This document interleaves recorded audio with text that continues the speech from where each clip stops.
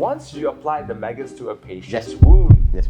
it grows fat. Yes. So over time, the maggots will consume a large amount of this, and they will grow within the wound. So Okay. after 48 hours or 72 hours, I've got some maggots here. That's My what they look like. goodness. Who's that? Oh, it's you guys! Hey everyone, welcome and join us on this journey of Singapura, not tempura, where we are your best companion, all things Singapura and beyond. Deep dive with us into the heart of the Lion City, exploring the vibrant culture with a dash of Singaporean spice. How about her? Good or not? Share and subscribe! See you on the airwaves! Maggot. Wow, that word, it sounds really disgusting. You know, Yeah, even man. cockroaches sounds really disgusting too. Yeah. But somehow maggots can be beneficial, and some people have the mind to turn it into a freaking business. Who is that? Today, we have with us Mr. Carl Baptista. He was from WWE in the past. Mr. Carl, good to see you. Thank you for having Hey, us. you're fine, buddy. Thank you for having me. Yeah. man. So, Mr. Carl, what do you do, and what in the world of maggots are you? I'm the founder and CTO of a company called Cuprina Private Limited. Cuprina. And the name Cuprina is actually the species of the blowfly that we breed in our laboratory here in Singapore. Okay. So Cuprina is the name of a fly. Yes, the species Oh of my the God, I fly. thought it was the name I of a thought restaurant. restaurant. Yeah, whoa. Great minds think alike. Yeah. So what does that involve here? So what we do is we're a biotechnology firm, and we breed thousands and thousands of flies in our laboratory, and we let the flies lay eggs, and we take those eggs, clean and sterilize them or disinfect them, and then what hatches out of these little eggs are medical grade maggots or larvae, and these are supplied to all the hospitals in Singapore to treat chronic wounds. And I mean, like, you got like a farm. You got a farm to Yes. raise these insects. If I want to grow flies Yes. at home, do I Yes. need a license to do that? Yeah, so it's absolutely illegal to breed flies, and even it's illegal to do what we do here in Singapore. So we have to get special approval from the government agencies to allow us to breed those, and then we have to have special controls in place to prevent these flies from escaping from our laboratory. Was it difficult to get those approvals? Yes, it is very difficult. It's also very difficult to tell clinicians that we want to put live maggots on your patients to make them better. Right. It just goes against everything that clinicians generally. What do you tell the government? Like, hey, I want to grow a lot of flies in my backyard. Like. Literally, yes. I said in a facility, I want to grow lots and lots of flies, and they'll be in cages. They're not free roaming. They're in a cage, and we would harvest their eggs as they lay them within the cages. But not at home, right?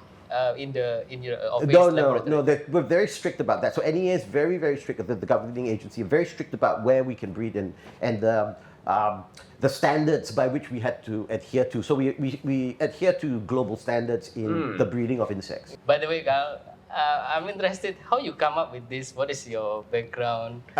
So I And, studied yeah. overseas in the UK, and Oh, wow. after my A levels, I wanted to be a doctor.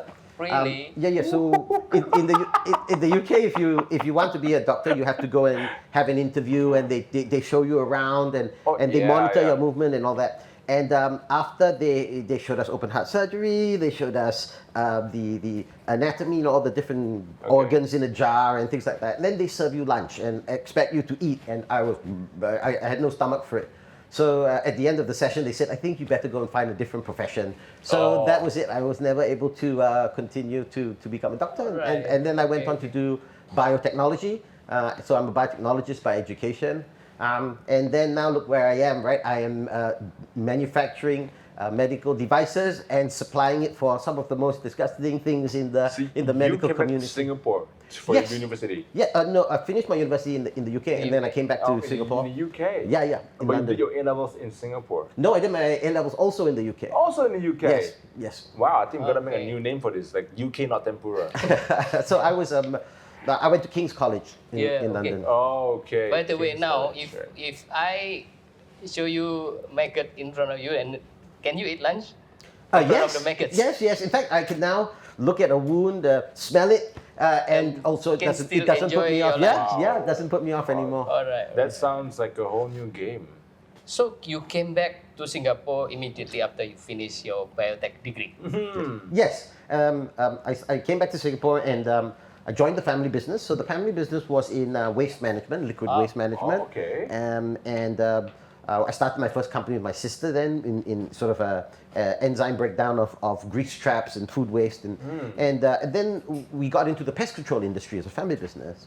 And that's where I sort of self-taught myself entomology and then started publishing 1 or 2 papers in applied entomology, the study of insects. Okay. And that's where I learned a lot about a pest insect that was found throughout our region, which are these blowflies, the Lucilia blowflies. So this one is after you finish the biotech, you learn about insect Yes. by yourself. Yes, through the family business, needing to Yeah, understand okay, the sort of okay. technical end of the family Right, business. right. So at first it's just purely for your family business. Yes. Okay, and then?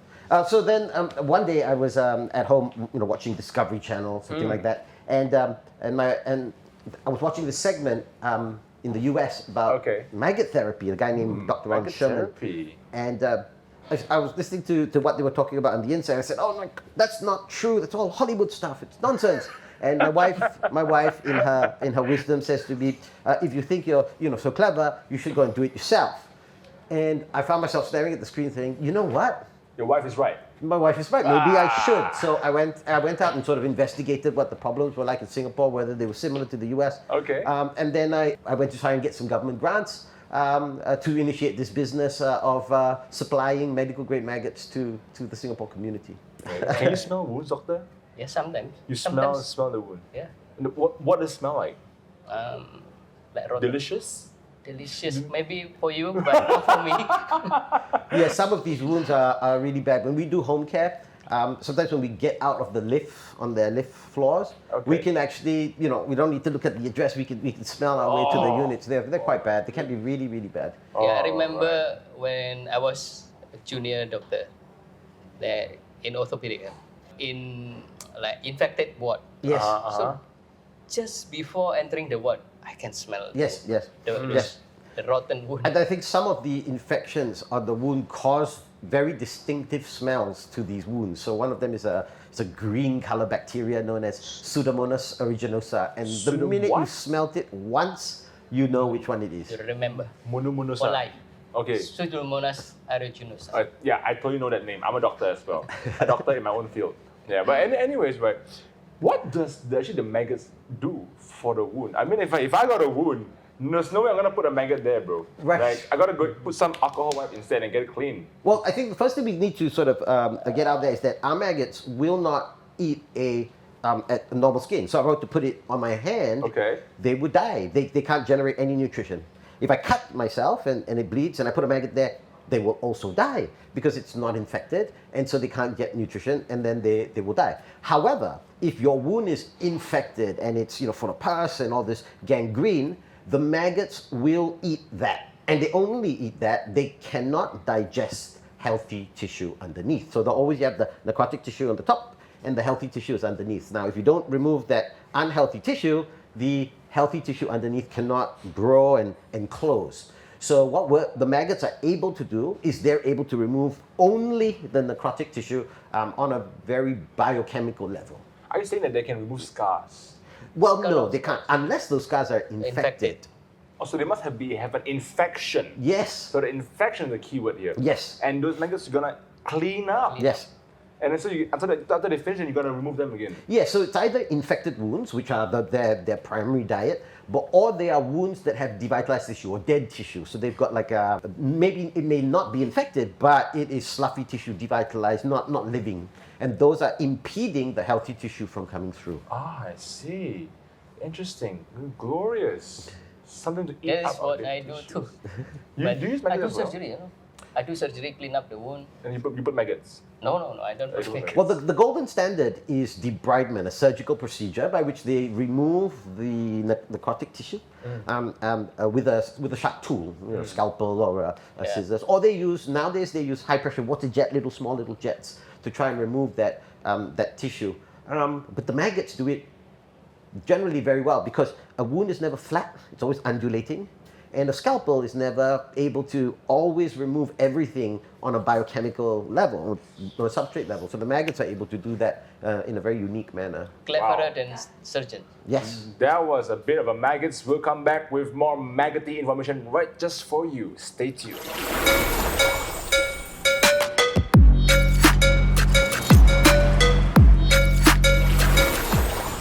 Although my method was new to Singapore, it was novel, and it helped a growing population of people with Okay. diabetes and Okay, chronic okay. wounds and all that. It wasn't novel. It wasn't new. What wasn't novel in the world, but No. in the US it has been done, right? Well, it wasn't novel. I mean, it's been done for centuries, right? So people have been using maggot therapy in the Middle Ages and before. So at that time, you thought that nobody did it in Singapore. Right? No. So you thought that this can help Be people. modernized. An ancient therapy can be modernized to meet HSA standards. Yes. I see. Okay, I see. okay. Historically, when was maggot start to be used to treat wound? I think maggot therapy as a sort of method of cleaning a wound has Okay. been used for millennia. So humans, or early humans, Long time ago. have been using it. They used to put animal dung onto a wound to attract flies to come and lay their eggs. So my those are the days when we goodness. didn't know about bacteria and things like this. But the first sort of clinical use would have been in the Napoleonic Wars, when the surgeons realized that that wounds that came back from the battlefields that had maggots in them tended not to die of septic shock. They didn't die from the infections of their wound. It was first clinically used in the American Civil War, where the surgeons of the battlefields would place maggots onto a wound to reduce the septic shock potential of these patients coming back from I the see. battlefields. Wait a minute. Maggots are the kids of mosquitoes. So larvae are the Okay. kids of all insects, the juvenile stages of Okay, all okay. insects. In mosquitoes, that would be in an aquatic stage in water, and those Okay. are little larvae in the water. Yeah, yeah. These are the larvae of flies. Okay. So if you were to see a dead animal, Yeah, like a yeah. frog or a Yeah. rat or whatever, in the Right, wild, right. you would see insects crawling around and breaking it down Yes. in nature. That's what our maggots do. Oh. So in the okay. wild, these maggots are there for a purpose. The Yeah. flies would lay their eggs there, and they break down these bodies and turn it back into nature. In fact, in forensic entomology, the study of forensics, scientists are able to plot the time of death based on the insects that they see on the body. So maggots, Yes. they are the larvae, Yes, the live larva. live larvae, and they can eat. Yes, they don't actually have teeth, so they don't. It's not They like have enzyme or something to yeah. So they don't bite, they don't chew. What they do is they salivate onto the wound, and their They absorb. saliva contains these very powerful enzymes which liquefy the necrotic zones only on the wound, and then they suck it up. They ingest it. And then in their stomachs, they consume all this devitalized tissue or this dead tissue, and they kill it. They destroy it. They turn it into nutrient, and then they defecate onto the wounds the remnants of these antimicrobials. So they're both eating and treating at the same time. Eat and treat. Eat and treat simultaneously, and this is what actually makes these wounds heal much faster after they've been put on maggot therapy. So maggots, they don't have teeth on their mouth. Nope. But they can eat and treat. Yes. Actually, I'm quite curious to know, right? Correct. Like I've heard of stories whereby people get handcuffed in prisons for a very long time. Yes. And through those handcuffs, they get abrasions, and that wounds somehow produce maggots. Okay. Is that true? No, it's not true. So what happens is it's a fly that's come along Okay. and detected that there is unhealing wounds that are Okay. not able to heal. Okay. And then they lay their eggs there. On the because wound? because the Oh my females God. smell the food that their offspring will be able to develop on. And so they lay their eggs there. Oh. So if a wound is infected Mm-hmm. and there is no fly at all, Yes. will maggot form in the wound? Yes, theoretically they can. If there's an infection and there is no flies, No flies. then will the larvae form? No, it's not No. possible. The female has to come and lay her eggs. So if you, I don't know, left your foot outside the window for a little while, the flies may come along and lay their eggs there. So the flies must physically stick on the wound, lay eggs, and then got Yes, maggot. or you can give us a call and we will supply the medical grade version Oh, of that that. is Yes. right. That is a better way to do it. And there is so much more for us to know about maggots. So stay tuned. And I believe you're going to enjoy your Maggie Me.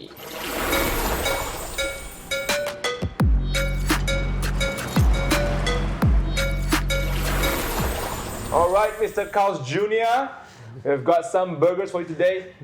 We want to know, our viewers would love to know, right?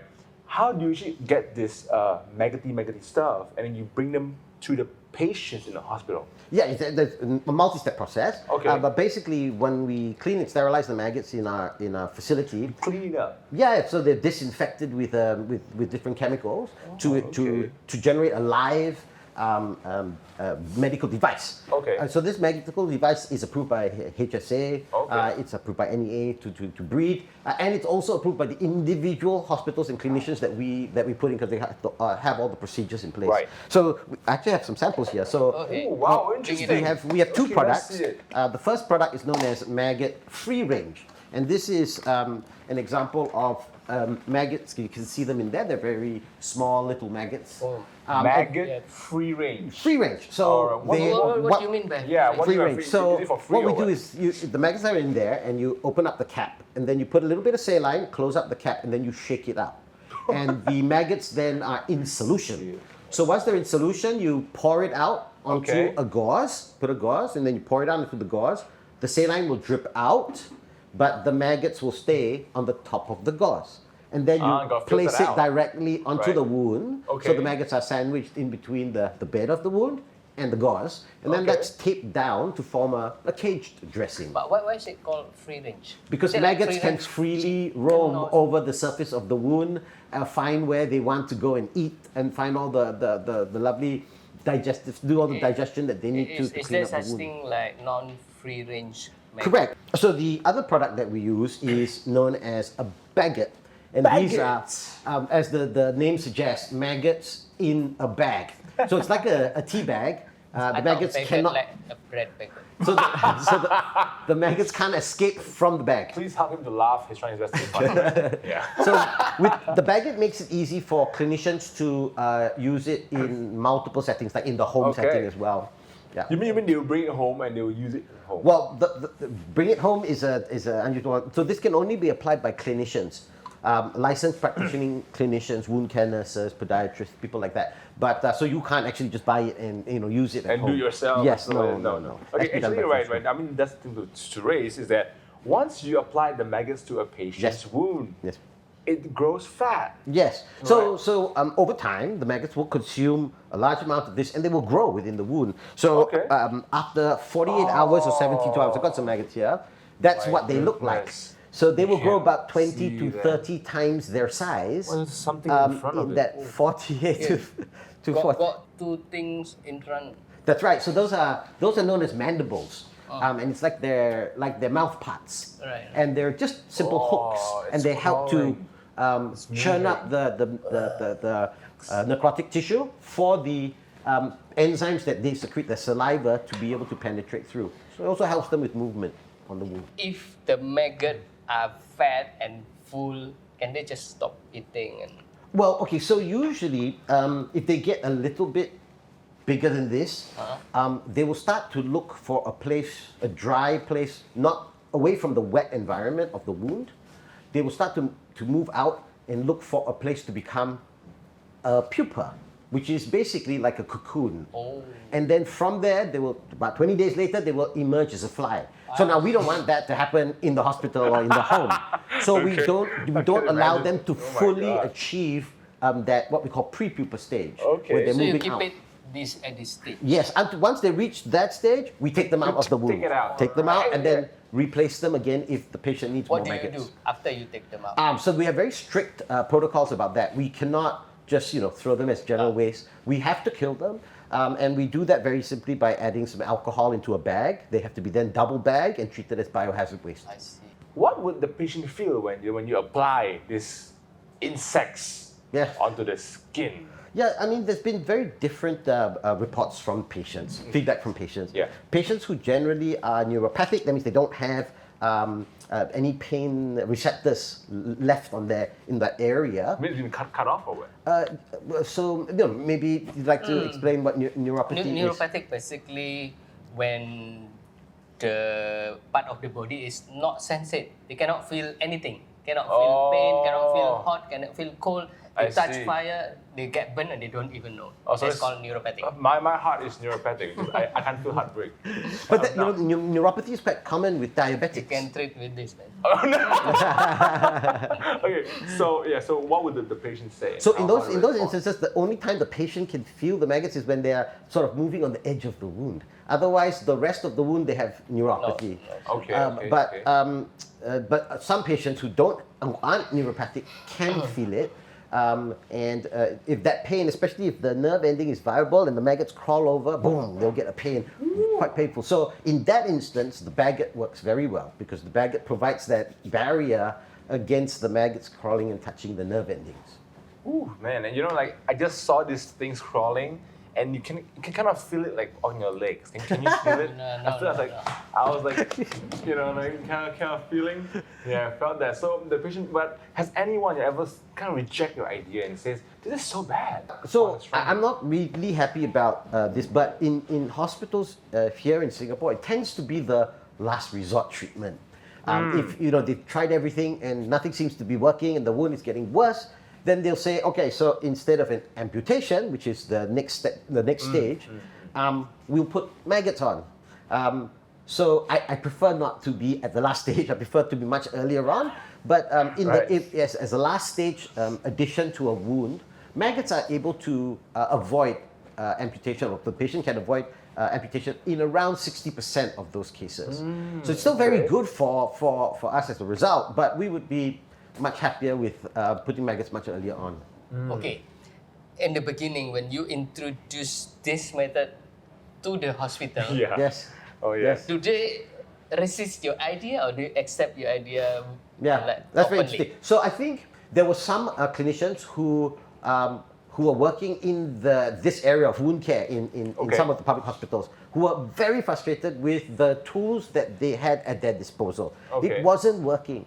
And those days, Singapore had some of the highest per capita amputation rates caused by diabetic conditions in elderly. And as our population was growing, there were around 4 amputations every day in Singapore. And the people were feeling this. I mean, the clinicians were also feeling this. And they needed better tools. So we had a few clinicians who were interested, but they had no way to use it. So when I started, I went to talk to them, and they helped me to develop the means to be able to start my first patient clinical trials. So actually, they invited you to do this, or no, they didn't invite me. I had to introduce the idea to them, and they said yes, we'd love to do it when you're ready. Let me know. My own grandmother had her leg amputated due to diabetes. It was a really sad moment for us. But look, today we got maggots. These sluggish creatures could save your grandma, grandfather, father, mother, whatever it is. It could save their bodies, save their lives, and make it better.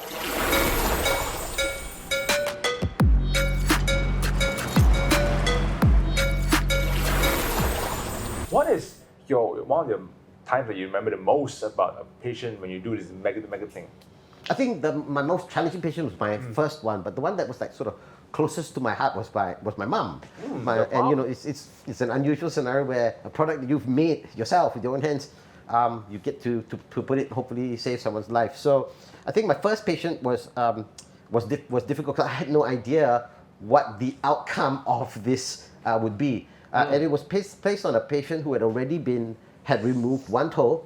The surgical site had developed more infection, and it was antibiotic resistant. So she couldn't get rid of the diabetic foot. Yes, diabetic foot. One toe off. One toe off, re-amputation, and she had 4 left. But the site where the amputation had occurred developed another infection that was antibiotic resistant. So they couldn't kill the antibiotic resistant bacteria. Before they did the amputation, did you tell the doctor, I want to try this one? No. This was all pre-selected for me by the hospital. This is my first ever patient. Yeah. And so we placed maggots on her, and then I was. What do you mean by pre-selected? So the hospital, when you do a clinical trial, the hospital will pre-select patients that fit a particular criteria. During clinical trial. Clinical it's trials. not like you come in and say, I can save her, let me do it. Unfortunately, I'm not a clinician, so I can't actually apply maggots onto a patient. I can advise doctors and train them, but I can't do it myself, nor can I select my patients. In fact, my mom is another example where she had an operation on her back, surgical procedure, and she had some metal parts put into her back. And after the operation, she had an infection at the wound site that wouldn't close. And when she went back to the doctor said, oh dear, okay, well, we'll have to take a wound culture, come back in 48 hours, and then we'll know what infection you have. And I couldn't wait 48 hours, it's my mom, and I knew I could do something about it. Yeah. And so I said, no, there's no way I'm going to wait 48 hours before we intervene. Okay. And so I called up the office and said, I'll come back, I want some maggots, and I'm going to put it in my mom. So what we did was we called the wounds nurse. She met us at the house. We put maggots onto the patient. The doctor said, yeah, fine, that's fine. It sounds like it's a logical thing to do. And when we went back 48 hours later to take out the maggots and to take out the baggots and to see the wound, the baggots had removed the infection. The wound had actually closed. Wow. So there was no need. 48 hours. 48 hours? Wow. Yeah. In the time that it took to get the wound culture. How big is the wound? The wound was an incision about that large, about 1.5 inches. 48 hours? Yeah, just to remove the biofilm formation that had stopped the wound from closing and the inflammation on the sides. There's some sales going on. Yes. Marketing sales on point. Yeah. Perfect sales story, right? I don't think at the time my mom knew the implications of the outcome. I was very worried, but to her it was just well done. So you see me a patient with the maggot thing on the skin, like can they take a shower? Yes. Can they just live their life normally? Yes. Very You much still so. keep it on the skin. Yes, as long as they don't apply pressure to it, Okay. so they're not like squishing them or lying on them, they should be fine. But if it's on your back, then you're gonna sleep like You that, sleep right? like Yes, you You sleep sleep like on Spider-Man. the side. Yes. Superman. Okay, man, that is something to learn and something for you to take back home.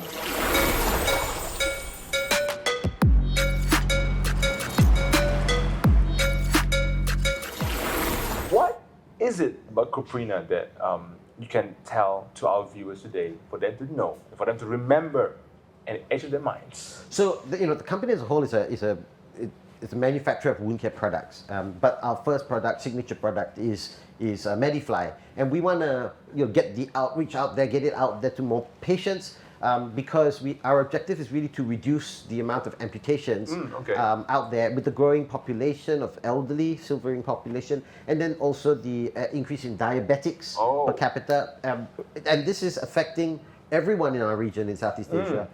And so we want to get this product out there to the people that don't have it and impact their lives, reduce the amputation rates. So we've got expansion plans as well. So in Singapore, we are improving our outreach by engaging with the public sector, private sector, home care providers, so the wounds nurses that go to the homes.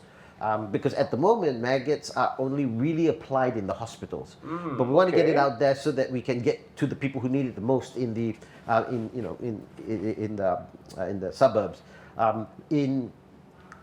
Overseas, we also plan to take the Medifly flag and fly it elsewhere. Currently, we supply maggots to Hong Kong. We don't have a facility there yet, but we can fly them across, overnight them, and they are used in Hong Kong hospitals.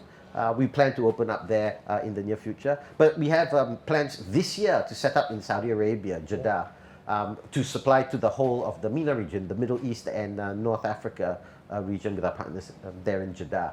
So I think thereafter we plan to expand into Southeast Asia, so like in Malaysia, Thailand, hopefully Indonesia as well in the near future to help patients with these wounds. Right. So so how can patients approach you? Do they need a referral? Yeah, so I can't supply them with maggots, unfortunately. If they saw this on YouTube, yes, then they call you, call your company. Yes. Can I have wound and then can you supply me maggots? Can Right, you so treat my you- wound? yeah. Can you do that? So we have a lot of clinicians here in Singapore, both in the private and public sector, who see these kinds of wounds all the time, and we work with them. So if they were to call us, that's fine, we can do that. But what we will do is we will then refer them to their nearest clinician.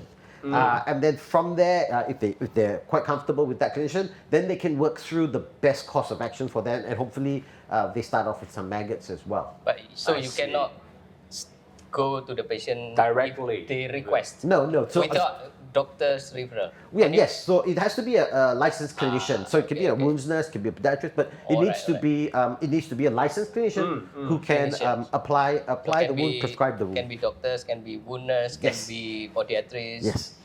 Oh, there's a lot of names. So the home care opportunity we think is where we'll get the most impact. Because we find that a lot of the elderly, when they get these conditions, they're not very mobile, they don't go very far, and then they stay quite insular in their communities. So we want to... Aging population, by the way, in Singapore, we have an aging population. Yes, and that's this right. makes a lot of timely sense. That's right. So we wanna address these issues, get into the community, get in there with the clinicians and help. I know the government has changed some of their policies on helping in the home care, because they don't want to have these patients jamming up the hospital system when they do get really bad. So if we can get them early on, where the wounds are smaller and less of a problem, then I think we can have a much better impact to reduce amputations. So we were saying, right, so if someone wants to come and visit and get your services, and how can they get in touch with your team? So you can look us up online. Okay. We'll give you our contact details, and they can email us or send us the text. And what we will do is we will help them. Well, we can't directly apply maggots for them. It has to be applied by a clinician. So number one, they can contact us, and we will put them with the clinicians closest to their location. And based on the severity of their wounds. And then three, work with the clinicians to ensure they get the treatments that they need.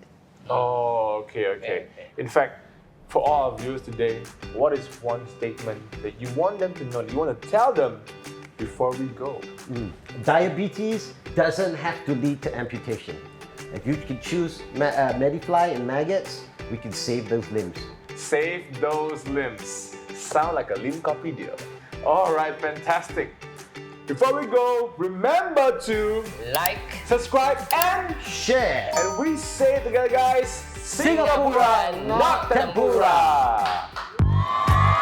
Who's that? Oh, it's you guys! Hey everyone, welcome and join us on this journey of Singapura, not tempura, where we are your best companion, all things Singapura and beyond. deep dive with us into the heart of the Lion City, exploring the vibrant culture with a dash of Singaporean spice. How about good or not? Share and subscribe. See you on the airwaves!